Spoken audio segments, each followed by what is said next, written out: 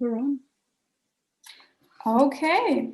Hello, students and teachers. I'm so sorry that you had to wait for so long. Unfortunately, Tom is not with us today. We're still trying to get him online. There seems to be an internet connection that just doesn't work in America. We still continue and just hope that he'll join us somehow. So yeah, welcome to the first online reading without Tom Franklin at the moment, but I guess he'll just come up later. My name is Sophia Kummler. I work for the d.a.i. Tübingen, and I will make sure that at least on the German side, everything technical is working. And today's event is hosted by the 4 German-American institutes in Baden-Württemberg, namely the d.a.i. Heidelberg, the Karl-Schurz-Haus Freiburg, the d.a.z. Stuttgart, and the d.a.i. Tübingen. And if someone has not heard of us yet, the d.a.i.s are independent cultural and educational institutions that have made it their mission to provide information about the USA and German-American relations. For this purpose, each institute organizes various events which contributes to a better understanding of the ideals, values, and culture of both countries. In addition, I would like to briefly draw your attention to the libraries, language courses, travel programs, and different kind of projects of the 4 institutes. Check out our websites and social media to see what's offered near you. Moreover, I'd like to point out that all 4 institutes offer various programs specifically designed for you, teachers and students. You can find links to these programs below the YouTube video. And now to today's event. I am very happy that despite the pandemic, we don't have to miss Tom Franklin's visit, even if it has turned out a little different this year than usual. If you have questions for Tom, feel free to just write them in the chat and we will try to answer them later on. And it is or would be with great pleasure to introduce you guys to Tom Franklin, our guest of honor, so to say. We're still trying to get him online, so please hang on, stay with us. And secondly, I'm happy to introduce you to our moderator for today, Ms. Inge Straß. She's the department head of the Seminar für Ausbildung und Fortbildung der Lehrkräfte in Tübingen. And she's also a teacher at the Wildermuth-Gymnasium in Tübingen. So I'm going to hand it over to her now. And thank you very, very much for being here with us today, Ms. Straß. We're happy to see what today will bring.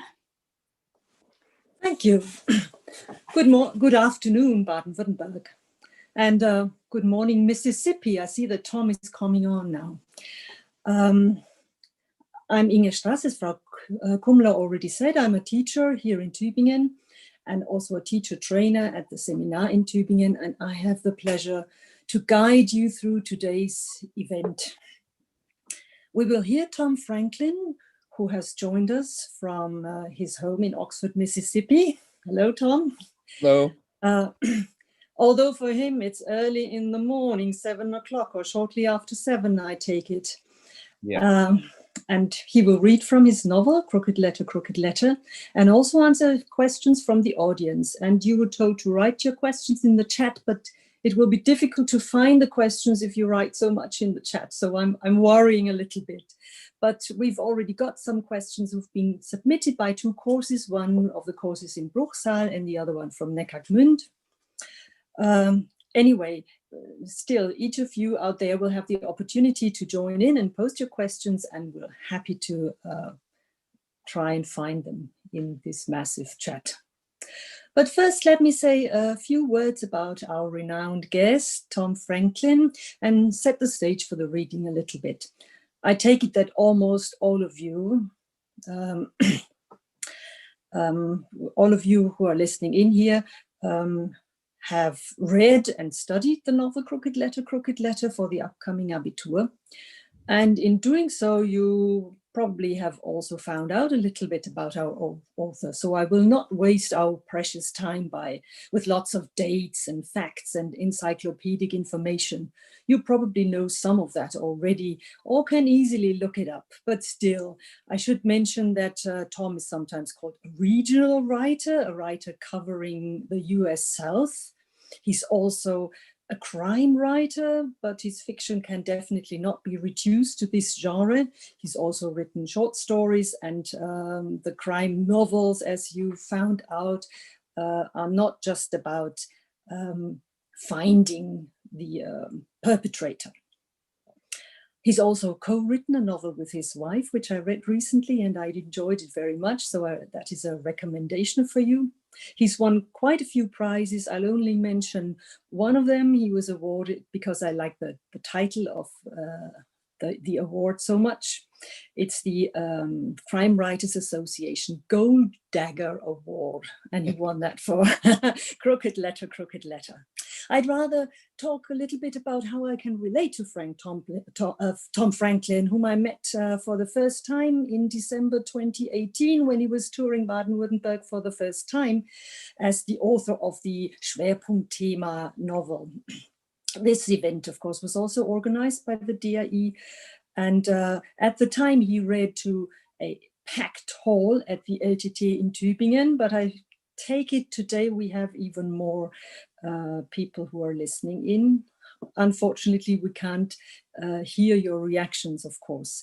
The auditorium was packed at the time and the students were hanging on his lips. And this wasn't so much different when after the reading, we were sitting in the cafeteria of the LTT and we're having lunch together. There were a group of organizers and some teachers, and we were also hanging on his lips. What was particularly memorable for me was how lovingly and admiringly he mentioned his wife a few times. And she's a poet and was accompanying him at the time. And he recommended her own reading event in the evening because, as he said, she was the better performer. So, of course, I went. The venue was a very small and very special place, the Hesse-Kabinett in Tübingen. It's a tiny museum where Hermann Hesse completed his apprenticeship as a bookseller. And there was a very select audience, not a packed hall like in the LTT, but an audience of less than 10 people who were much rewarded for their effort of leaving their comfy homes on a winter night. Beth Ann Fennelly, Tom's wife, is a charming poet, and I was so impressed that I bought not one but two of her books and had her signed for me. Whether she's the better performer, I cannot decide, but she certainly matched her husband in lovingly mentioning him several times during the event. I like that very much. So what is the aspect I can relate to best in Tom Franklin's vita? Well, like him, I grew up in a small village where everybody knows everybody else and where you have this strong sense of belonging if you fit in, but where life can be very harsh and difficult if you don't. If you're the outsider, the outcast, or the weirdo. So I feel we have something in common there. Yet, such similarities can be quite treacherous. In my case, the small village is a very homogeneous society. Only the pastor, the teacher, and the brewer were different, so to speak, but they were still well respected. In Tom's village in southern Alabama, or should I say rather a hamlet, I take it there wasn't even a church. Right. Yeah. Well, no. There was a church, but there was a store and the church. That was it. Yeah. Okay. But it was a very small place. But there, the setup of society was quite different from my place. I read somewhere it was half white and half black. So probably it was quite different to grow up there. I find it challenging to relate to this. But luckily, there are books in like Crooked Letter, which portray life in a small town that help me to imagine what it was like. still, there is this cultural gap. And sometimes when reading, we become aware of such gaps, and sometimes we lack awareness of such gaps, which might lead to misreadings. Now, becoming aware of such cultural differences and bridging the gaps in our understanding is the aim of events like these, right? Like to this afternoon. So let us see the similarities, become aware of cultural differences, and bridge those gaps. And with this, I would like to hand over to Tom Franklin now, who I'm sure will enlighten and entertain us. Mr. Franklin, it's your turn now. Oh, I think he's frozen in. Tom, are you still there?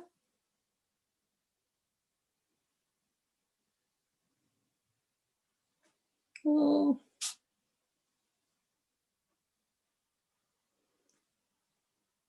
And Miss Kummler has left as well. So I'm here left to entertain you, but I'm afraid that would be a little difficult. I did not leave you alone. I was trying to see what I can do, but since the problem is not with our internet connection here in Germany, but has to do something with Tom Franklin's internet connection, I'm just afraid that I can't do anything, and we simply have to wait for him to come back to us.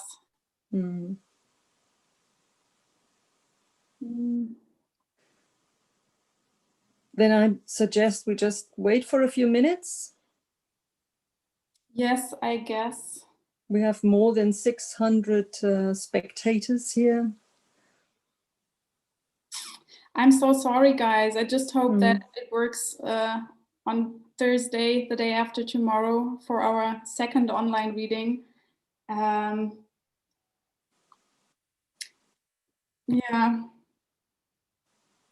I think we just need to have patience now.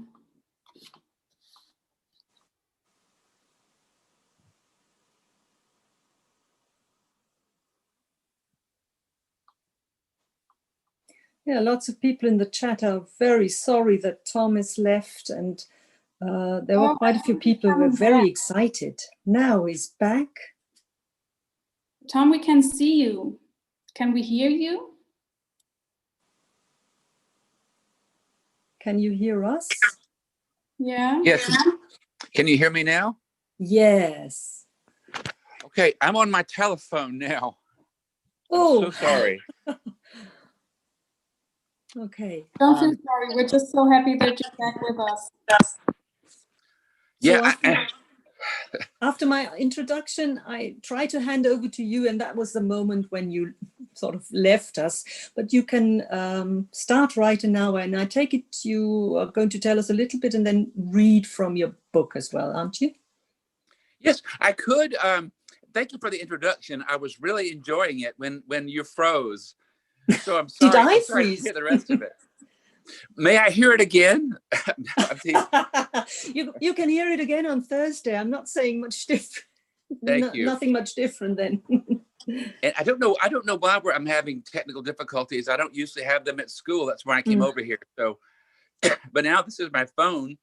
I hope this will work. Honestly, I think what will be better in this context, instead of me reading, it's going to be kind of hard to read and hear. Would it be better if I just took questions from people? Are they able to send you questions and I can talk for a while until you start getting questions? I don't think anyone would like to hear me read for 30 minutes. I think people would rather have a talking more than reading. Is that okay? That would be okay. And I've got a few questions here, and we'll try to see the questions in the chat as well.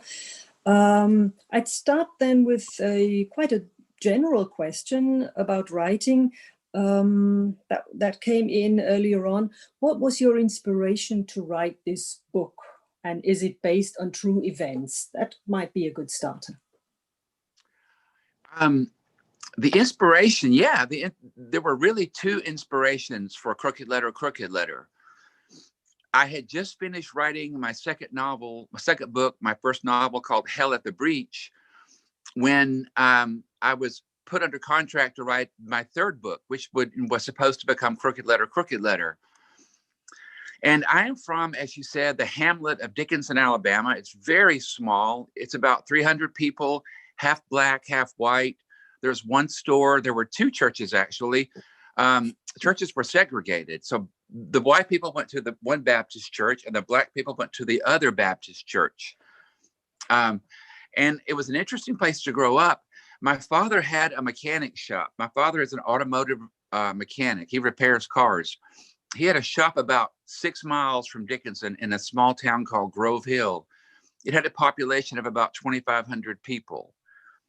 And the inspirations for Crooked Letter came from my father's brother-in-law. He had another automotive repair shop a mile away. And my father always had lots of customers. He was always very busy. But my uncle never had any customers. Whenever I drove past his shop, I saw there were no customers in the shop. So it was a building with a big bay door, but there was never a car being fixed in there. And that always struck me. And growing up in the little hamlet of Dickinson, we didn't have our own police officer. We only had one guy. His name was Larry Hicks. And the closest other town to us was a place called Fulton. It was about 2 miles away. And the Fulton had one police officer. And his jurisdiction included Dickinson. So he rode through Dickinson a couple of times a day. So I've read lots of crime novels, and they're often about detectives in big cities or police officers in big cities. I'm more interested in the country, in rural settings. So for me, I was interested in a rural police officer like Larry Hicks, and I was interested in a mechanic with no customers. So these were the first two inspirations for Crooked Letter, Crooked Letter: a small town police officer and the mechanic with no customers. And I was having a lot of trouble writing this book. Novels are very hard to write for the most part. It takes a long time. It takes me 3 or 4 years typically to write one. But this novel was interrupted by another novel. I stopped and very quickly, for me, wrote a book in about 1.5 years. It's called Smunk, spelled S-M-O-N-K. It's published in German by Pulp Master. Excuse me. But I then went back to the book that was going to become Crooked Letter, Crooked Letter. It didn't have its title yet. I didn't know what it was called. And it was set in Alabama. And it was about a mechanic with no customers and a small town cop. And I have a brother, Jeff. He's 2 years younger than I am. And we're very different. He's conservative. He voted for Donald Trump twice. I am not conservative. I'm very liberal. I voted against Donald Trump twice. And but we're still very close. We love each other and we have a lot in common still. We have our history in common. So I realized that my small town police officer and my mechanic were brothers, or as it turned out, half brothers. And one day I was in my office here in Oxford and I saw a book on my shelf called One Mississippi. And if we count off seconds, 1 second, 2 seconds, 3 seconds, we say 1 Mississippi, 2 Mississippi, 3 Mississippi. And I thought, it's so cool how Mississippi has all these things associated with its name, like Crooked Letter, Crooked Letter. That's how we talk to spell Mississippi as Southerners. M-I, Crooked Letter, I, Crooked Letter, I, Humpback, I. And I thought, Crooked Letter is a great title, and no one has used it. What am I, So then I thought, well, that will be my title. I'll call this new book Crooked Letter, Crooked Letter. But because that's a Mississippi title, I had to push the whole book west into Mississippi. So it takes place there instead of Alabama. When I was writing it originally, it was set in Chabot. Now see, Amos was Dickinson, Chabot was Fulton, and Folsom is Grove Hill. But when I moved it to Mississippi, I made up the names of the towns. So then I had a book called Crooked Letter, set in Mississippi about a small town cop and a mechanic with no customers. But I was still having trouble writing it. I had maybe 60 or 70 bad pages. Excuse me. And then my friend came to visit. He's an African-American writer named David Wright, Wright. He has a wonderful book out called Fire on the Beach, which is about the first all-Black Coast Guard platoon in the United States. And David and I were talking about our books, and I was expressing how much trouble I was having writing Crooked Letter. And he said, I have an idea for you. And I said, what? He said, why don't you make the cop a Black guy? And I thought, whoa. And I said, I don't know, that had never occurred to me and would never have occurred to me.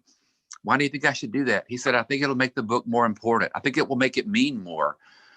And I said, but I would feel funny about appropriating, another race's voice. He said, if you do it well, it'll be okay. And he said, I will read it for you and I will help you with it. So I said, okay, I'll try it. And I began to try it. And he did help me. When I finished a draft of the book, I sent it to him and he wrote me back and told me all the ways I got things wrong from a Black perspective. For example, he said, this older woman, Alice, would not think, though she would not call them say, she would not say I'm a Black woman. She would say I'm a colored woman because she is of an older generation. So I got things like that wrong. And the N word appears in the novel a few times. And David said that it's not right here, but it is right here. So he told me everything that I needed to know from an African-American perspective to help me get the book right, and help me make Silas a good character. That's a very long answer to a very good question. But those two things, those were the original inspirations. Maybe we'll come back to the Black cop and the racism thing later. But there are quite a few questions around, like about Larry. Let's talk about Larry first because he's so important. One of the questions here was, do you think Larry is a relatable main character? And then also a more basic question, why did he never move away? So maybe you could tackle these two together. Yes, I like the question, why did he not move away? I'll answer that one. I understand. Sorry, that's my phone is talking to me, sorry. Okay. I hope Larry is relatable because he's very much like me. He and I have a lot in common. I wrote much of this book in Brazil, in South America, and I was away from everything familiar to me. I was away from the woods that I usually walk in and think about, and everything that, there was even a different sky somehow in Brazil. Everything was different. We were down there for 5 months, and I wrote most of this book down there, as it turned out. Because I was out of my comfort zone, I began to look inward, and I began to write from memory more than from my environment. So writing from memory, the book and Larry began to get more autobiographical. The more I wrote about Larry Ott, the more he turned into Tom Franklin, or I turned into him. But suddenly, everything that had happened to Larry had happened to me. So in the novel, Larry's first date, I had a first date very much like that, where I was at the drive-in by myself. I had taken the girl I was dating to visit her real boyfriend, and I went to the drive-in by myself and sat there alone until someone I knew pulled in behind me. The drive-in movie is where you go and sit and you park your car and you watch a movie outdoors. And people, go there in their cars.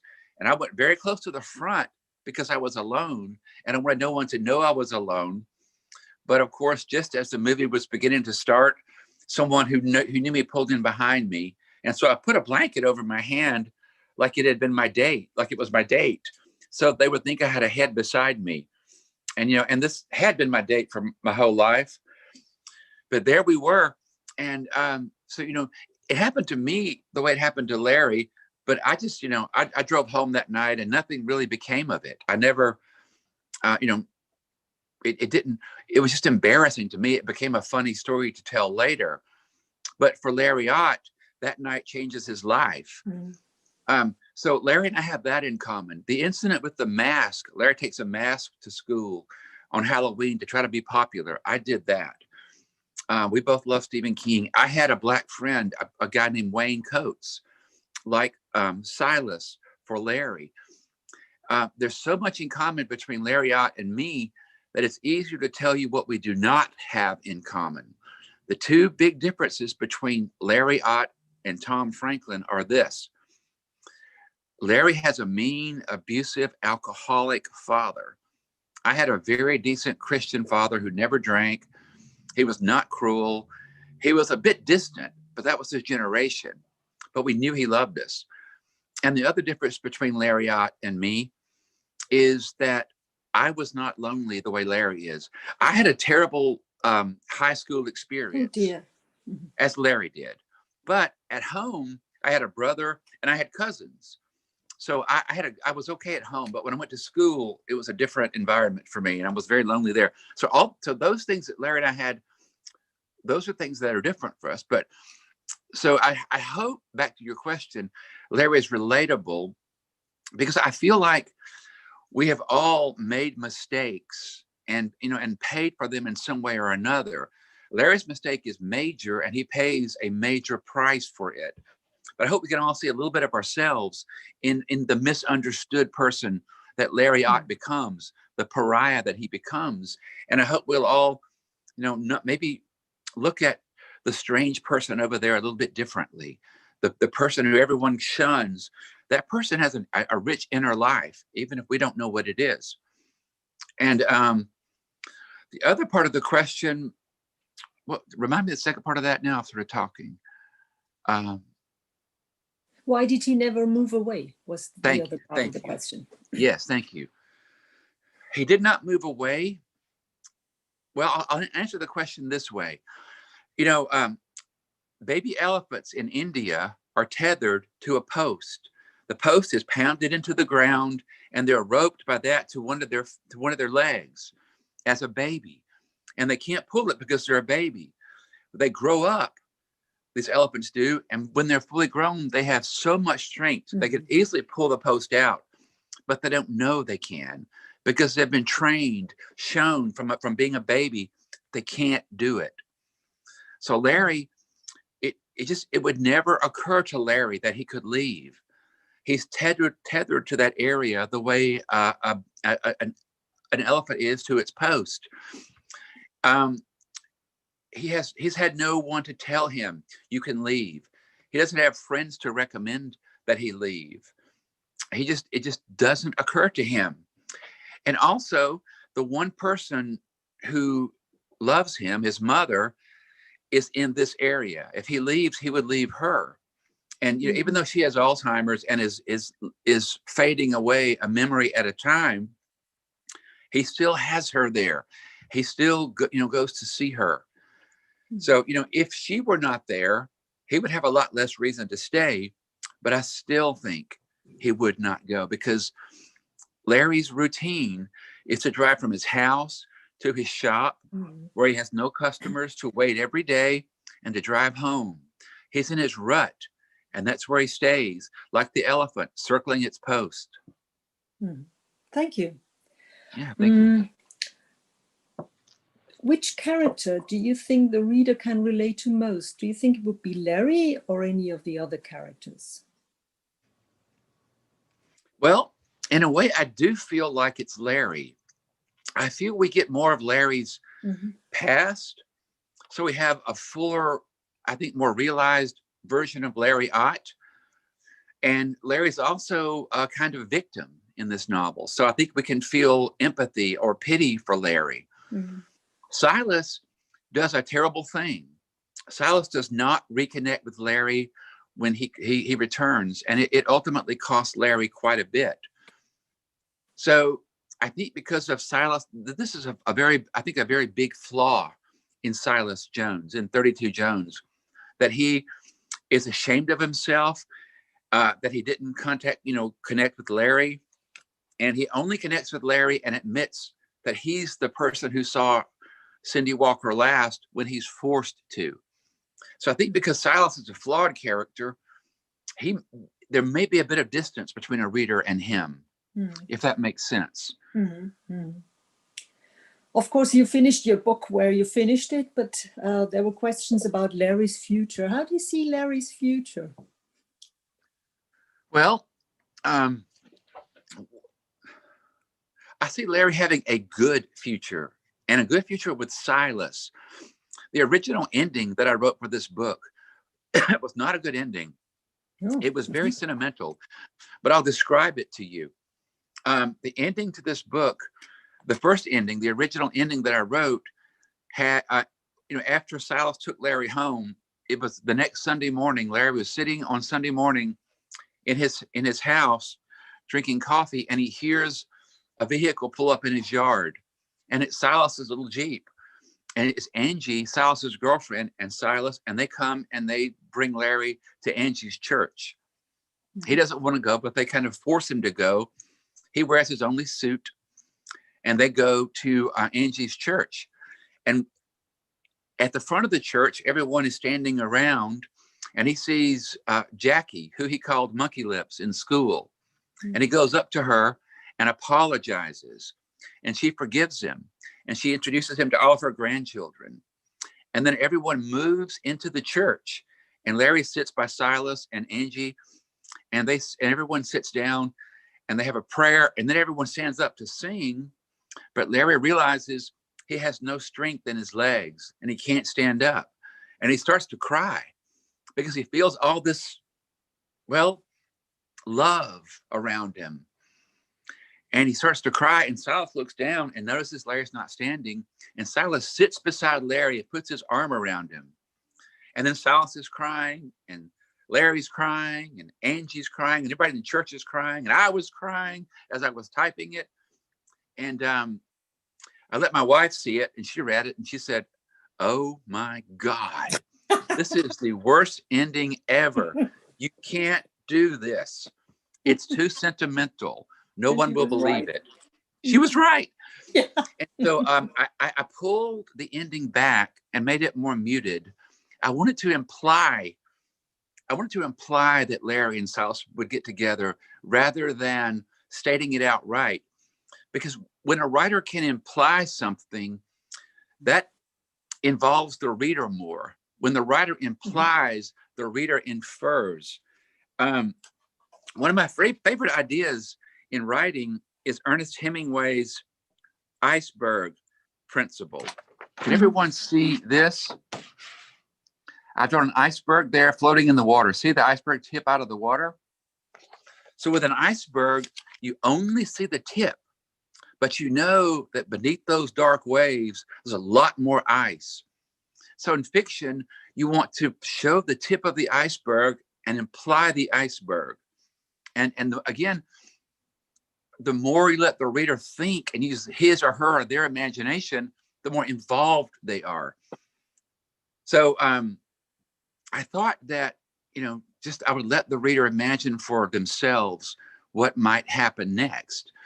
But I wanted to give a little hint that Larry is going to forgive Silas, because at first he says, I don't have my tools, or I can't fix your Jeep. But as he's walking away, he stops and turns and changes his mind and says, I can fix it. And I hoped that would be enough to show that they would later on wind up together. I also want to interrupt and say, I meant to say this at the beginning. All students, I don't know how many of you there are or where you are, but I want to first thank you for being here and reading this book. And I want to apologize to you because I know they're making you read this book, aren't they? You're being forced to read it. And I'm sorry for that. But I'm also glad you're reading it because it makes me very happy to think about my book in your hands and my characters in your imaginations. So I am sorry you're being made to read it, but I do thank you for reading it. That's well said. I'd like to come back to that iceberg theory, which I like as well, of course. But still, it's not so very typical of crime novels where you really want to have the crime solved. And one question that turned up here was, who killed Cindy and why did you choose to leave her murder unresolved? So yes, that's another of my favorite questions. You know, this is in my mind, when it began to be called Crooked Letter, it became to me a crime novel, because that is, crooked is a crime word. You know, you're a crook if you're a criminal. You're crooked. So that means to me things are wrong. So it felt like a crime novel title. And so it had to have crime, of course. One of my friends is a man named Otto Penzler. Otto Penzler owns a mysterious bookshop in New York. He's a mystery, he's the biggest mystery collector in the world.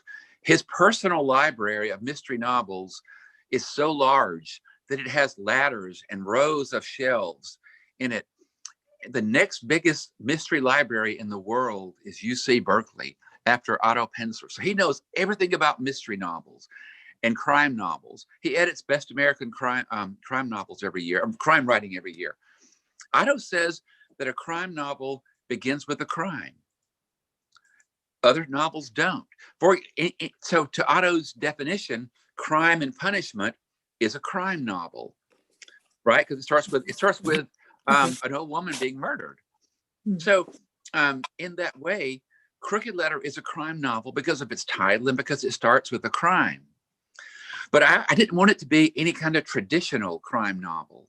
So I did a lot more character development than most crime novels do. I tried to make my characters, Larry and Silas, as real as I could, because most crime novels, you know, have characters that aren't as defined. But also many crime novels have a recurring character. They have a hero who is, you know, who has many different mysteries to solve. Sue Grafton, you know, didn't quite get to Z, but she wrote, you know, O is for outlaw. She was doing a crime novel for every letter. A is for B is for C is for, I think she got to W or something before she died. But if you have the same character in every novel, you don't need to do that much character development because you know this character from previous novels. Mine's is a standalone, we call it. It's by itself. So for that reason, I wanted it to be kind of atypical. And so one reason I made it, I did not tell who killed Cindy Walker, is because I wanted the novel to be more like real life. And real life doesn't give us all the answers that we want or need. You know, a novel is artifice. It is someone creating a world and building characters, and everything that goes into a novel is a writer's choice. You know, in real life, we like to think we have choices, you know, but sometimes things happen that we don't understand or foresee, or we can't explain. Well, that's real life, you know, and novels are not real life. They're a representation of it. But I tried to make my representation as real as possible by making my characters fully developed and by not giving all the answers, because the people in the novel don't know what happened to Cindy. So why should we? But the truth is, I've got an advantage. I wrote the book, see? So I know what happened to Cindy Walker. She is alive and well. She snuck away and moved to Brazil and lived in Rio de Janeiro for a while and fell in love and became an artist. She fell in love with an older woman and they got married and they're living happily right now in Brazil. They have a house in Rio de Janeiro and another house in Ouro Preto, and they're very happy. Sounds like another sentimental novel. And but one question: was she pregnant? That was a question from one of the spectators here.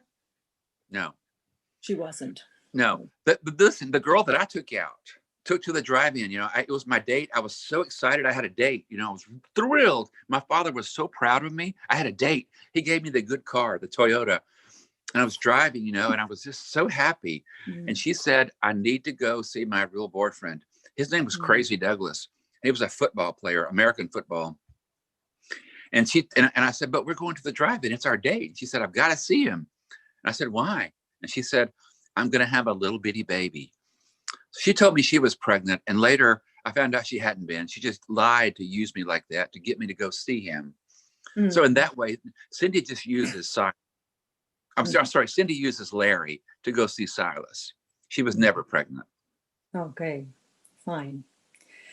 Lots and lots of questions came up that are related to belonging. How do you feel? How does belonging play a role in your novel?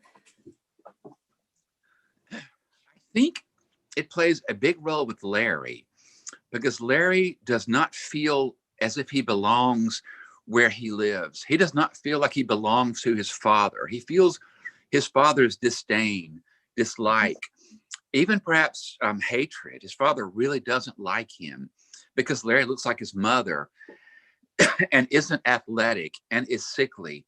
And his father is a very big, healthy, burly man. And Larry feels not only does he not belong to his father, but in a way he doesn't belong in this area because he has no friends. He could be anywhere. He could be, in Soviet Russia and be less lonely than he is where he grew up. So imagine growing up in a place, living there, but not feeling welcome. The only people Larry talks to are when he drives through to pick up fast food, like Kentucky Fried Chicken or McDonald's or Wendy's. That's the people he talks to. So he's horribly lonely. He even at one point calls somebody and they have caller ID and they see who it is. And they said, don't you call here anymore. So he feels trapped by his own loneliness and he feels he does not belong there. But he also, doesn't know anywhere else to go. He doesn't, like he's tied to that post. He can't leave, but he doesn't really exist there except as this monster. The real Larry Ott is shrinking inside. If babies aren't touched, they will die. We need human contact. So Larry is just slowly dying, and does not belong. And I think, that by the end, he's found his half brother, Silas. And in that way, he belongs to Silas and Silas belongs to him, and they need each other. After the novel ends, I imagine at some point they'll go fishing together and they'll try to be brothers in some way. Mm-hmm. Yeah, that's nice. Okay, well, let's go on to something that always comes up, the chicken thing, right? Why did you choose chickens as the animals Larry has a feeling of belonging to? So again, belonging. And do they have a deeper meaning? Well, I think so. Really everything in a novel should be there, for a couple of reasons. It should be there to advance the plot and to develop character. So if chickens are in a novel, they should be there for a reason. So yes, these chickens are there for a reason. The idea for the chickens came, excuse me. My nose runs when I get nervous. I'm always nervous when I'm talking to people. Even though it's only— You don't look it. Yeah. So my wife writes sometimes for different travel magazines. And one of her travel pieces was to write for a place called Kinnickinnick Farms in Illinois. What this is, it's a working organic farm, and rich people pay money to go and work on the farm. Can you imagine paying money to work? I guess that's what it means to be rich. It means you vote for Donald Trump and you pay money to go work. Well, that was silly to me, but I thought I'll go with her, so the whole family went. And we picked apples and picked corn, and it, it wasn't really a lot of work, and it was quite fun actually. But it was an organic farm, and the farmer had chickens, and he did chickens the way Larry Ott does chickens, in that he had these cages built with wheels on the back, and he would pull them out every day and pull them to a fresh patch of grass on the farm. If you ever see a chicken pen that's stationary, the ground is totally dirt. because they've eaten all the grass, and so the chickens have nothing to eat, and their feces kills the grass because there's so much of it and all that.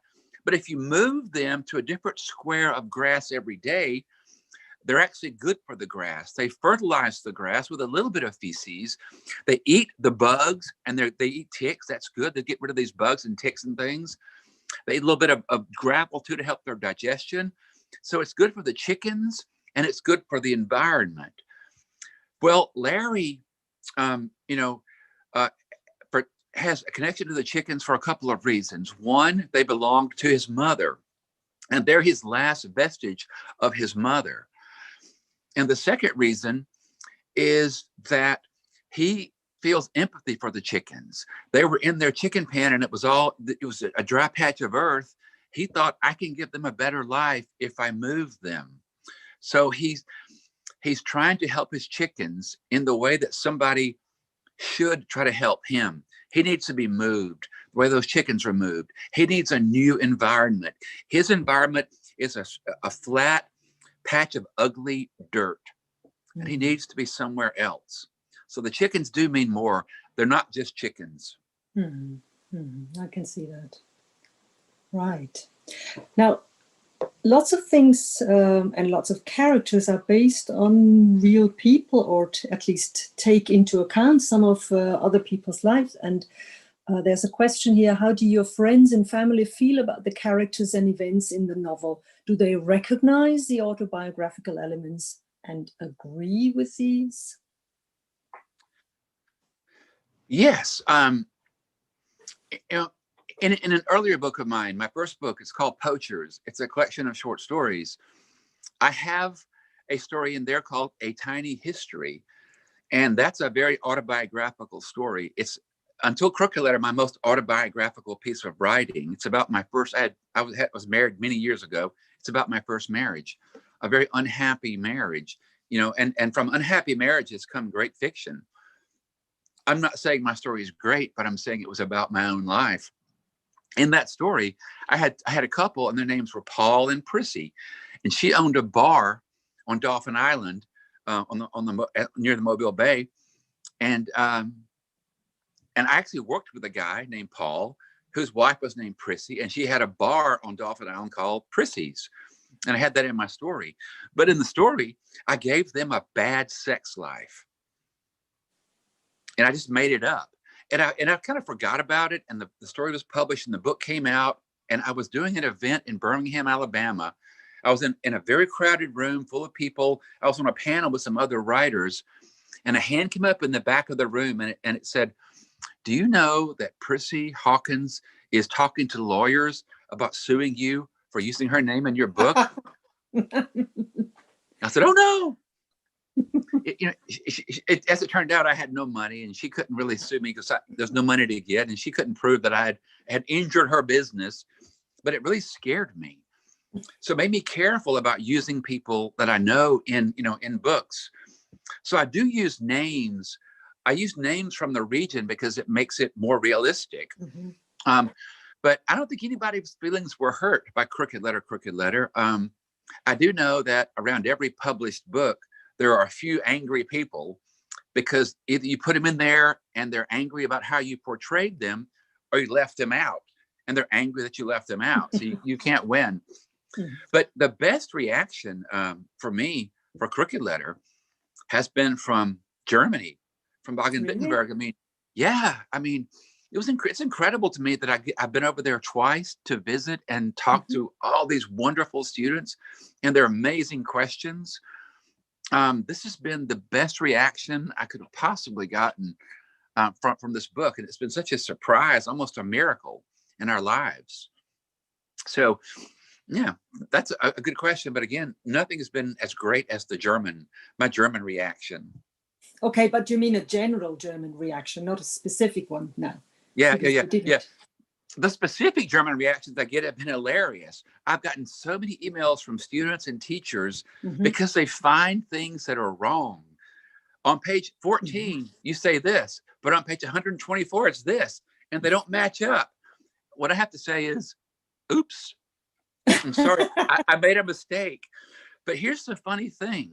you know, novels are long. They take, this one took me almost 5 years to write altogether, with the other book in the middle of that. But their novels are so long, it's hard to write them. And if you change something in the middle, it reverberates back and forward. It's like if your novel is a pool, you throw a rock in the middle, the waves go all the way to the bank. So if you change something, you know, you might not forget to change something else. And believe it or not, I bet 15 or 20 people read Crooked Letter.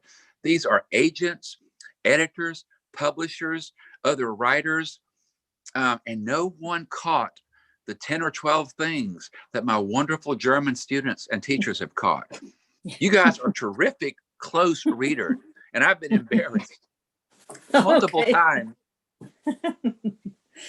I'm reading out a question now from the chat here. You said in the end, and I don't remember this, but hopefully you will, the land had a way of covering the wrongs of people. What did you mean by that? Well, the South, where I grew up, in Alabama, Mississippi, Georgia, these places, we have an invasive vine called kudzu, spelled Kudzu. It's originally from either Vietnam or Japan, from somewhere in Asia. It was brought over in the World Fair in 1919 or something, some early World's Fair. It was brought over to help curb erosion, to stop erosion. So they planted it by all the roads to stop erosion.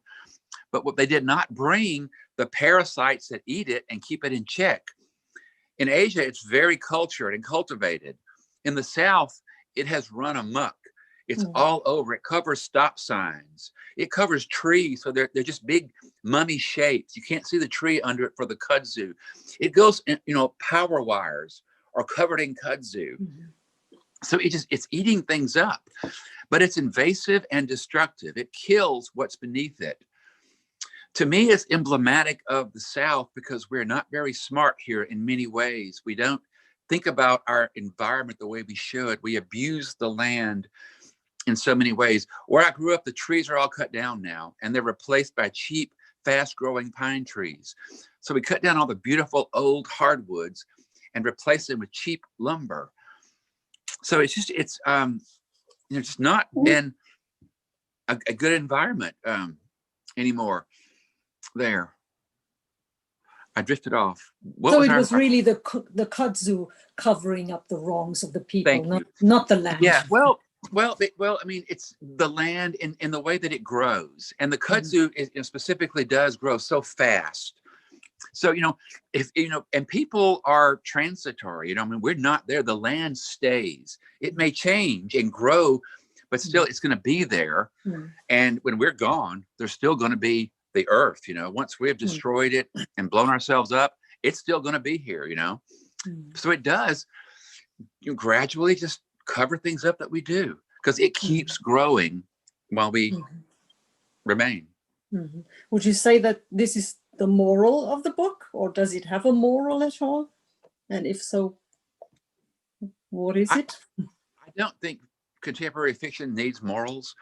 I don't want anyone to think I'm trying to preach at them. If anyone preaches at me, I just stop listening. I don't want to be told what to do and how to feel. So there's not a moral to this. It's just a story.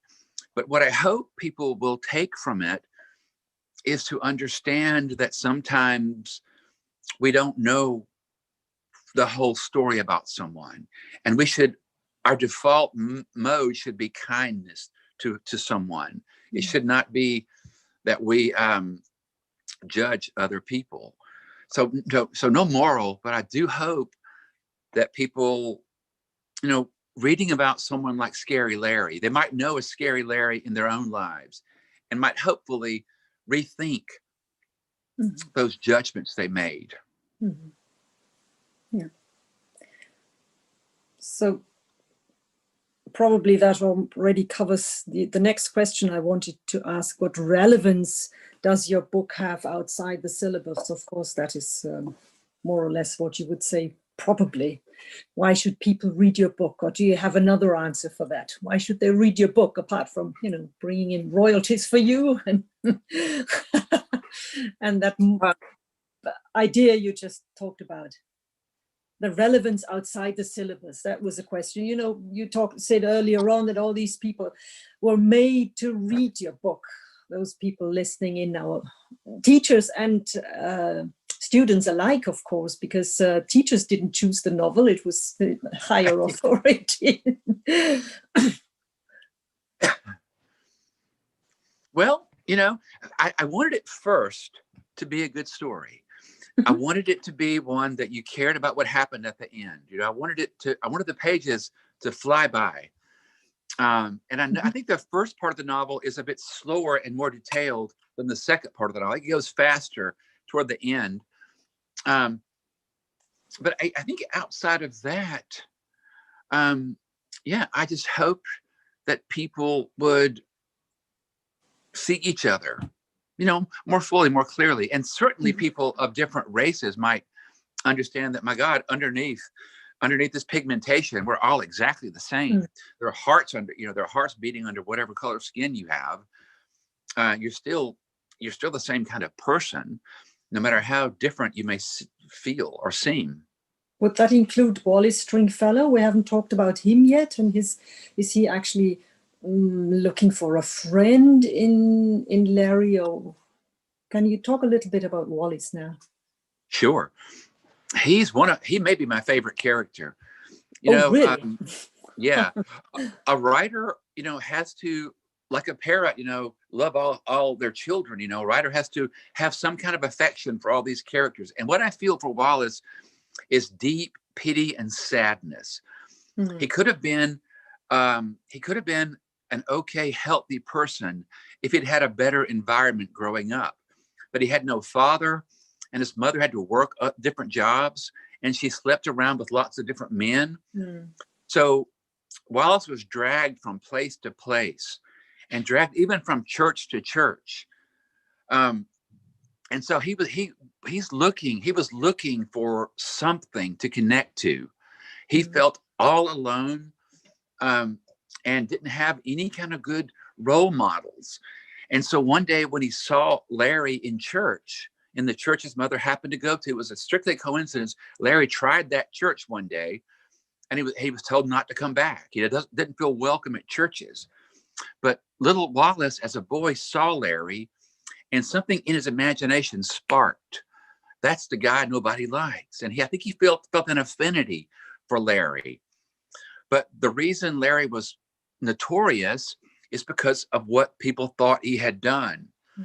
And, you know, there's a sad part of American culture that idolizes serial killers and murderers. You know, there's a really interesting, disturbing movie called Natural Born Killers, written by Quentin Tarantino and directed by Oliver, the guy who did Platoon, whatever his name is, Oliver somebody. Anyway,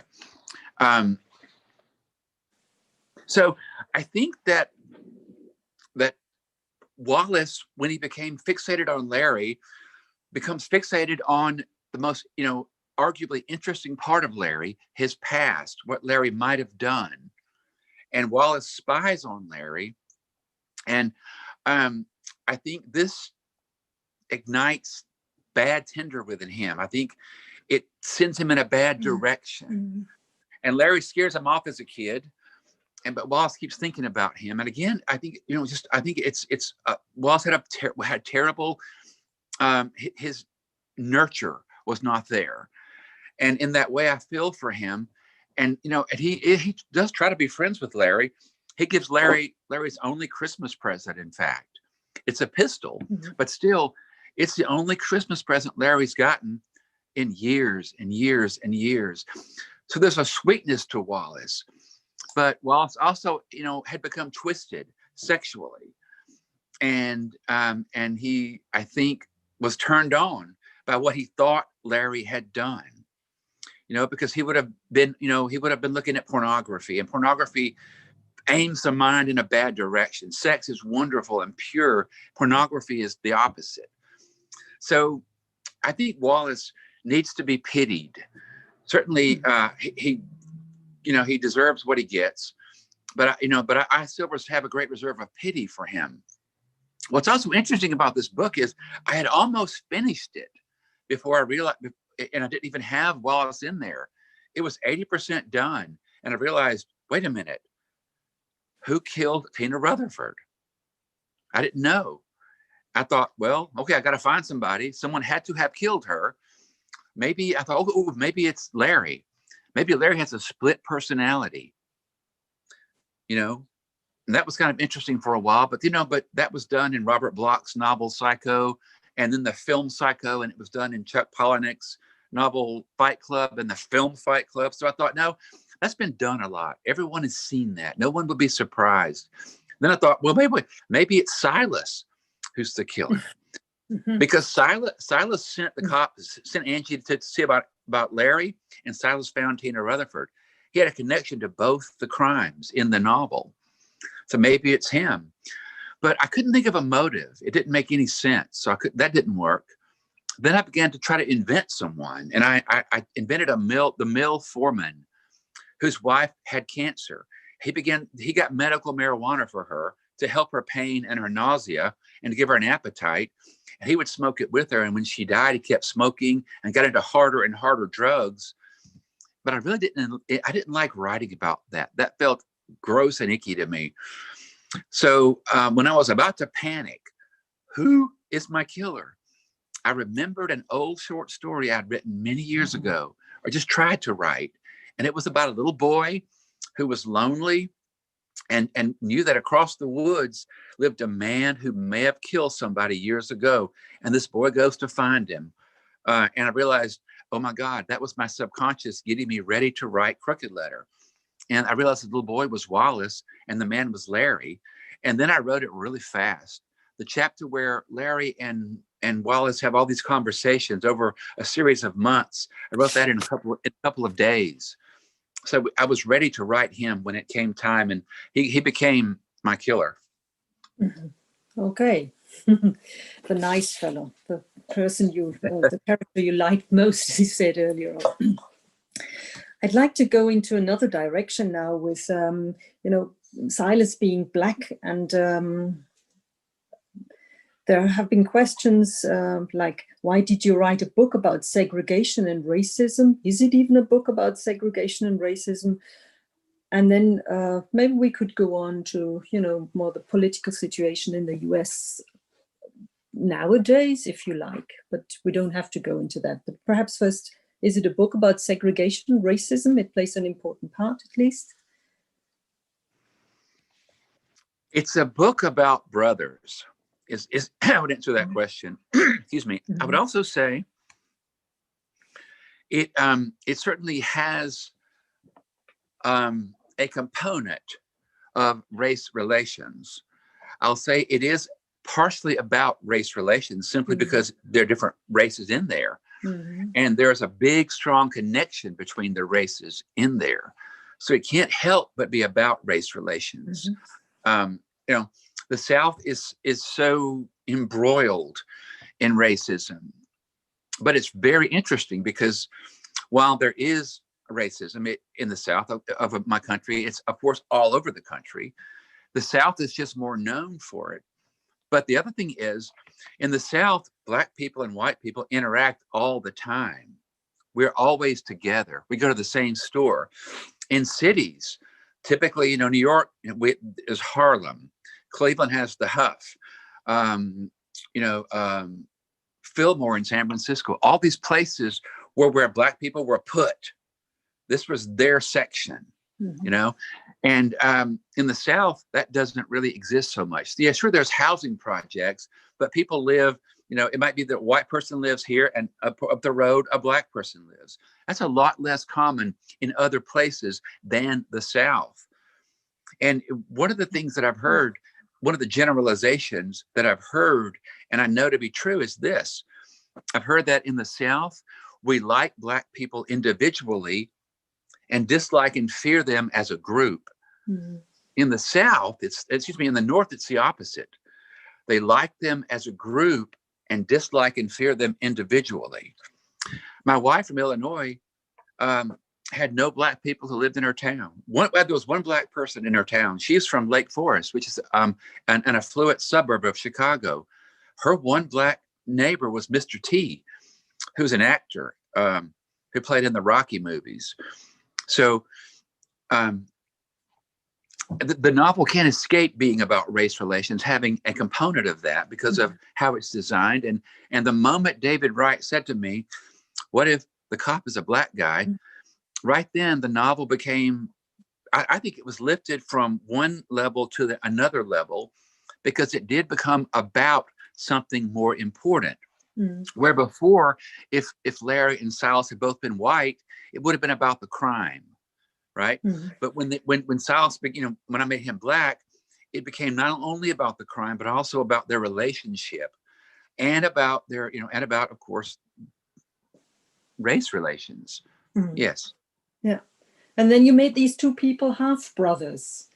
There's the question here, do you think that Larry really means something to Silas, or does he just want to clear his conscience, making up for his mistake? What role does a sense of belonging play in your novel? That's a really smart question. It does seem as though Silas uses Larry when he's younger. The friendship seems more weighted to Larry's side than Silas's side, I think. And I think when Silas comes back, I know he didn't know how bad Larry had it. He didn't understand when he left for a good reason.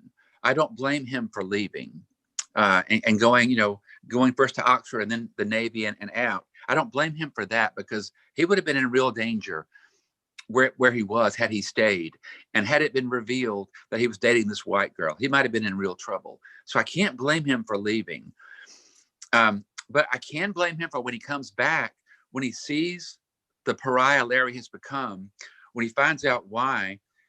He knows he should go to Larry and talk, and he does not. And so I find that to be fairly hard to get past. For him as a character.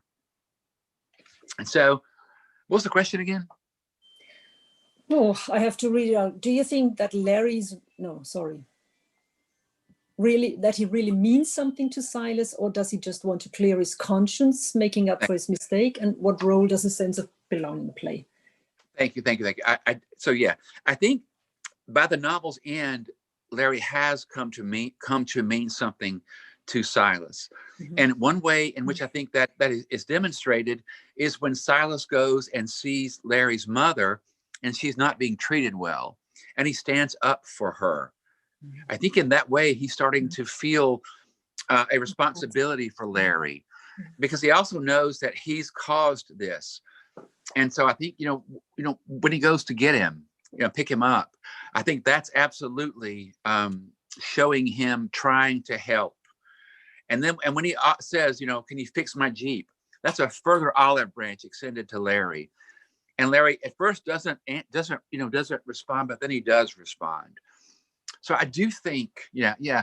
And in terms of belonging with Silas did not belong in the South. He was put there from West Chicago. He was brought there, and he was inserted, and yet he immediately belonged there.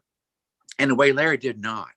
Larry was not at home with his environment like his school, but Silas fit in really well, was popular, had a pretty girlfriend, that no one knew about, but even a white girlfriend, which to him, there's something even better about that, because there's a rebellious quality in that and in him. And he's an athlete, and a very talented athlete. Even Carl Ott admires Silas. So, about belonging is interesting that Larry from there does not feel he belongs, and Silas not from there does feel he belongs. And I hope by the end, they belong together. That's, what I want readers to take, is, yes, certainly don't judge other people, blah, blah, blah. But also that these two characters, these two half brothers, might kind of make a whole now that they've found each other. Although there's a lot of ambiguity, of course, here as well. Yeah, there's a lot of ambiguity of belonging. And again, there's ambiguity in my ending, because again, I want, again, the implication is much stronger than the absolute statement of whatever happened.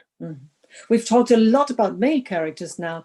There's a wish that you could comment on the role of women in the novel, especially Ina and Alice. Yeah, my biggest weakness as a writer is writing women characters. I'm trying to get better about writing deeper, more complex, more believable and real women characters. A writer needs to keep challenging themselves. So I would say Ina Ott, Larry's mother, and Alice Jones, Silas's mother, are both minor characters, and they're both pretty flat in terms of, they're not round, fully developed characters. So I feel like I could have done better with both of them somehow. Cindy, I think, is fairly well developed. I think I like Angie. She's my favorite of the women in the book. Angie, because she calls Silas on his BS. She says, I can tell you're lying when you play with your hat. She calls him on his lies. And she says, she tells him, you got to make right by Larry. She's a good voice in his ear. And, I hope that he stays with her. He does have a chance to cheat and doesn't. He goes home with this other girl and then leaves and drives away. So, I hope that he's going to stay with Angie. But she's my favorite of the women characters. But again, they're all in supporting roles. And, in the next thing I'm working on now, I have a woman character, and she's in a much bigger role than simply a supporting role like this. Roles, taking on roles. That leads me on to another question. Which actors would you choose for the movie Crooked Letter, Crooked Letter? That's a kind of casting exercise I do with my students as well sometimes once they've read a novel, but maybe you have ideas here. You know what? When I write a novel, I have actors in mind that I want to play them, even before the novel isn't even written, and I'm thinking of actors. But keep in mind that I was writing this many years ago, back in 2000. Well, I started 2003. Then wrote the other book, Smunk, and came back to this one and wrote it, really most of it, in 2008 in Brazil. In 5 months, I wrote about 80% of it, as I said. But in my mind, way back then, I had Denzel Washington in mind for Silas and Billy Bob Thornton in mind for Larry. But now they're both too old, I think. I need younger actors, maybe Casey Affleck for Larry and Omar Epps for Silas. I don't know. So younger actors. The longer the book's been out, the older the actors have become. The book it's been optioned for film, since it came out. The one company's had it for about 11 years now, and they are now pitching it. They have a series. They're pitching it to Netflix and Amazon Prime and Hulu and all these venues. So maybe one day you'll see Crooked Letter on your screen. I sure do hope so. Nice. That would be great. How do you feel about the importance of your book for our Abitur? That's the leaving certificate, what would you call it? High school graduation. I feel flattened, just floored, shocked. I'm so grateful. As I said, it feels like a kind of miracle to me, to be brought to Germany to talk to all of these incredible students. And again, I just love, for one thing, you guys are just ask such good questions and are such close, smart readers. That overjoys me. And also, it's been really fun to see the different editions that have been made, different reading editions that have been made, and books, editions with questions. It's a little bit humbling to be read so closely. It's a little bit humbling to see people writing about what you've written. It scares me somewhat. I hope that the book can withstand all the scrutiny, but I'm so incredibly pleased When I come to Germany now, I get recognized in the train station. People will come up and say, "Are you Tom Franklin?" I'm like, "Yes, I am. How do you know?" It's the greatest thing. No one here at home, no one recognizes me. Even in my own house, people walk by me and don't recognize me. But in Baden-Württemberg, in Tübingen, in Heidelberg, I get recognized. It's wonderful. Stuttgart. Great. Okay, one question keeps coming up again and again and again, and I will finally ask it. Was Cindy sexually abused by Cecil? And if so, why? Asking because he was behaving inappropriately towards her a lot. Yeah, he was very inappropriate. He's her stepfather, not her father. I do think he had been creepy to her. I don't think he has sexually abused her so much as been lewd, L-E-W-D, lewd and salacious around her, making dirty, making inappropriate comments. And I think part of her, she's kind of, she's pretty tough. I think part of her was messing with him in some ways. I think she disliked him and messed with him. I do not think, I think that he might have tried and she withstood. But so no, I'm going to say no to that, just because I don't want that to have happened. I would have thought he had. Go ahead. I would have thought he murdered her as well, but you said she was alive and kicking in Brazil, so my suggestions were wrong here. Well, listen, a much more plausible explanation for her whereabouts is that when she came home from her date, he was drunk and strangled her and buried her in the woods. That's a much more plausible explanation, because when she came home, Cindy's mother was not there. Cecil would have definitely been drunk and would have been violent. So, that's a much more plausible explanation of what really happened to her. And he hid her in a good place and no one ever found her. Okay. We only have a few minutes left, and I found it very hard to keep track of all these questions. There were hundreds more, so we can't cover them all. But I have a personal question right at the end of this here, sort of final question that might lead us to talk a little bit about current events as well. If you look at your characters, of course, they lived much earlier, but which of them would have voted for Donald Trump?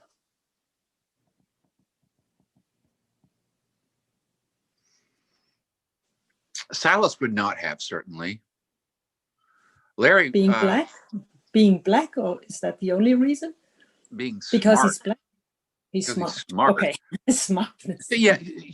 That's. I don't mean that to be so glib. Yeah, but I think I can't imagine an African American person ever voting for Donald Trump. Of course, some did.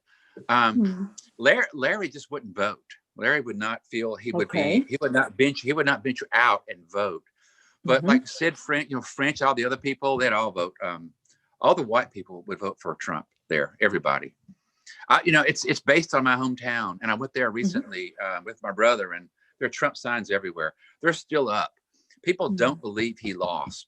The signs and the flags are still flying in all these yards. And you see very few Biden signs. When I was there a few years ago, actually 2016, when Hillary Clinton was running against Trump, I went to Dickinson and there was a stop sign that said stop. And underneath it, someone had written Hillary, like stop Hillary. That's how this, Alabama's a very red state. So is Mississippi. They would have all voted for Trump. Okay. And I have to write about the people who live there and write about them realistically. And realistically, most people would, unfortunately. And you want to write novels about characters who are, unusual. So in that way, someone who didn't vote for Trump would be more interesting in that area, right? Because that's also another, if you're a Trump person, you belong to that camp. Someone outside of Trump's camp would not belong. And I found the person who does not belong far more interesting than the person who does belong. Fiction writing thrives on conflict. And so if someone belongs and they feel at ease with where they are, there's less conflict. Okay. Maybe one final question here. Where did you get inspired for the cabin Silas lived in? Was that For the for what? the cabin Silas lived in? I suppose where he lived in with his mother. Yeah. Yes. Well, as I was growing up, there were a few old houses out in the woods. My brother and I and cousins would go just exploring in the woods, and we'd come across, whoa, there's a house, and we'd go inside and look, see what we could find. So, it's also, you could say, symbolic of the darker part of the brain. If the woods are the brain, this is the darkest part of the brain. This dark Gothic cabin hidden away. So it's a place of convenience for my plot, but also, it's also Gothically symbolic. There needs to be a creepy house out away, from somewhere you're separated from everywhere. It's often a maze, it's hard to find. And the kudzu, the house is eaten by vines, if you remember. So it's almost covered up by the land, if you will. So, it's certainly a cabin that Larry knows about, but it also shows the land covering things up. Well, thank you very much. Our time is up, unfortunately. We've learned so much about this novel, the characters, what you intended, but also a lot about how you actually went about writing and what you use from your life, and how you transform it and turn it into something worthwhile reading. Thank you very much for answering all our questions and doing this in a talking format rather than reading. I think it's been very interesting for our listeners, and definitely for me. And I'm looking forward to seeing you again. Same with me. And you're a brilliant moderator. Thank you so much for this, and for the questions and the introduction. And I'm so sorry about our rough start this morning. Yeah, well, things happen like this, so shouldn't be too bad. I mean, most people stayed here anyway. So we didn't lose too many spectators waiting for you. Well, thank you. Give my kindest regards to your charming wife. I sure will. And thank you, all the students. Thank you so much. Peace, everyone. I think at this point, I'm going to say something as well. Thank you, Ms. Straß, for moderating this event and keeping up with all those questions. I tried to note most of them, so maybe we can have a look at the questions on Thursday. And to you, Tom, thank you so much for being so honest with us, for sharing your stories and talking about your excellent book. And dear teachers and students, thank you as well for all your questions. I hope that you liked and enjoyed the last minutes, the last almost 90 minutes, and that you can benefit from it. If you've missed part of this event, or if you still have some questions, feel free to join our event, our second Q&A with Tom on Thursday, the day after tomorrow. Moreover, we're trying to post this live stream on YouTube so that you can see it or rewatch it whenever you like to. And if you want to know more about the German-American Institutes, you can follow us on social media or subscribe to our newsletter. And my last words are, thank you all for watching, and I wish you all the best for your exams, and maybe see you on Thursday. Thank you. Thank you. Bye-bye. Bye-bye. Bye.